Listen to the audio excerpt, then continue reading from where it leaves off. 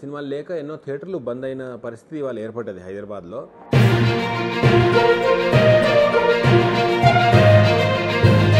రాష్ట్రంలో నాకు తెలిసి 20,000 ఫ్యామిలీ రోడ్ మీదకి వచ్చేస్తాయి.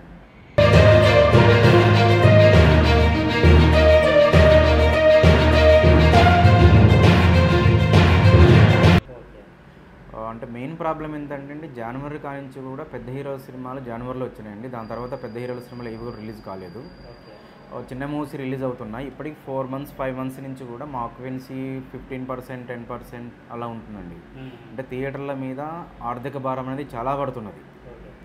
దాని గురించి ఇప్పుడు ఏంటంటే ఈ చిన్న మూవీస్ వలన ప్లస్ ఇప్పుడు 17th అసలు మూవీస్ అనేవి ఏం రిలీజ్ లేవండి.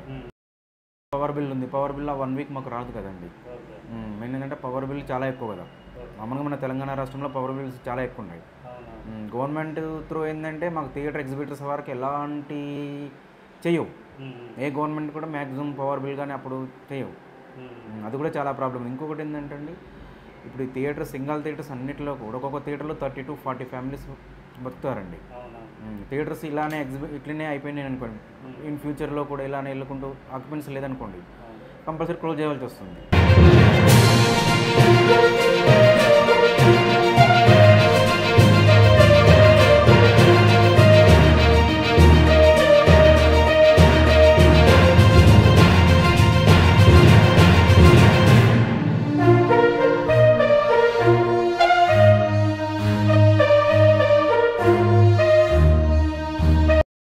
అలాంటి పరిస్థితి వచ్చిందనుకోండి మినిమం నాకు తెలిసి మన తెలంగాణ రాష్ట్రంలో నాకు తెలిసి 20,000 ఫ్యామిలీ రోడ్ మీదకి వచ్చేస్తాయి. సినిమాలు నెంబర్ ఆఫ్ సినిమాస్ రిలీజ్ అయ్యాయి అనుకోండి కంపల్సరీ థియేటర్స్ మనకు ఆక్యుపెన్సీ పెరుగుతుంది. వీక్లీ సినిమాస్ ఉన్నాయనుకోండి, పెద్ద హీరోల సినిమాలు ఎక్కువగా వచ్చినాయి అనుకోండి, అప్పుడు మనకు ఆక్యుపెన్సీ పెరుగుతుంది కాబట్టి థియేటర్స్ రన్ చేయగలుగుతారండి. ఇప్పుడు ఏంటంటే ఆర్థిక భారం ఎగ్జిబిటర్ మీద చాలా పడుతుందండి థియేటర్స్ మీద. అట్లా పవర్ బిల్ కానీ మెయింటెనెన్స్ కానీ ఇప్పుడు మాకు ఏంటంటే పెద్ద సినిమాకి ఎంత మెయింటెనెన్స్ అంటే ఒక హౌస్ఫుల్ మూవీకి ఎంత మెయింటెనెన్స్ వస్తుందో మాకు ఆక్యుపెన్సీ 10% ఉన్నప్పుడు మాకు అదే మెయింటెనెన్స్ వస్తుంది. మెయింటెనెన్స్ అనేది ఏం జీరో తగ్గదండి. జీరో అసలు తగ్గేదే ఏముండదు.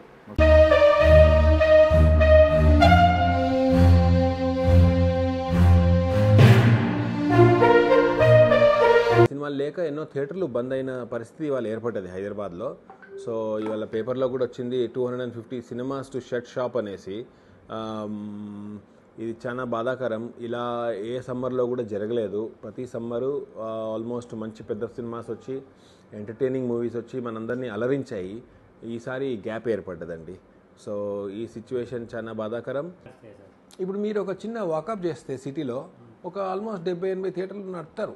ఉన్నాయి సినిమాలు అంటే ఉన్నాయంటే ప్రతినిధి 2 ఆడుతున్నాం నా దగ్గర.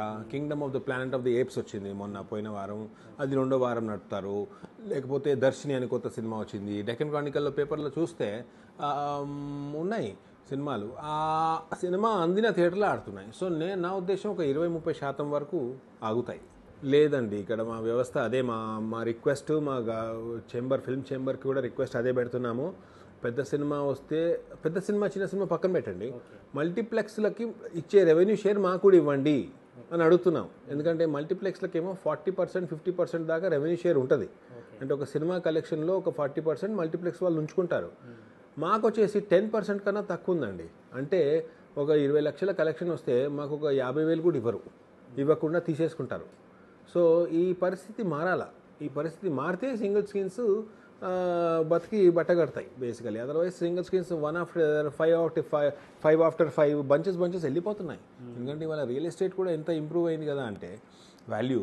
సో ఇదొక్కటి వ్యత్యాసం ఉంది. అంటే మన ఫిల్మ్ ఫీల్డ్ వాళ్ళే అంటే producers should give better revenue to single screens.